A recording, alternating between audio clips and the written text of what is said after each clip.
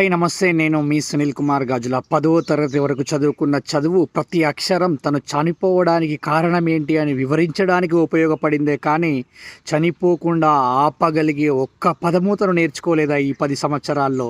ఒక విద్యార్థి మంచిర్యాలలో నుంచి వచ్చి వరంగల్లో పాఠాలు నేర్చుకుంటానని కళాశాలలో చేరి పాఠాలు అర్థం కావట్లేదని ప్రాణాలు తీసుకుంది అని లెటర్ రాయగలిగినప్పుడు, కానీ ఒక్కొక్క 10 సంవత్సరాల్లో నేర్చుకున్న ఈ చదువులో ఏ ఫర్ యాపిల్, ఆ అమ్మ, ఆ ఆవు దేనికి ఉపయోగపడినట్టు ఇప్పటి వరకు ఒకసారి ఆలోచించే ప్రయత్నం చేద్దాం.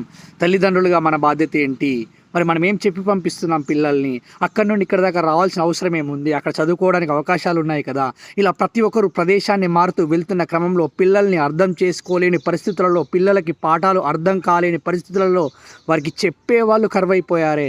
ప్రాణము విలువైనదా, చదువు విలువైనదా అనే విషయాన్ని ఒక్కసారి బేరీజు వేసుకుంటే ఈరోజు ప్రపంచంలో గొప్ప గొప్ప విజయాలు సాధించిన వాళ్ళందరూ చదువుతోనే సాధించగలిగారా?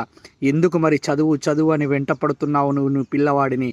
ఒకసారి ఆలోచించే ప్రయత్నం చేయండి. వారికి ఇష్టమైనవి ఏంటి, వారు ఏం చేయగలుగుతారు, ఏం చేయలేరు, ఎంతవరకు చేయగలుగుతారు అనే విషయాలు నీకే తెలుసు కదా.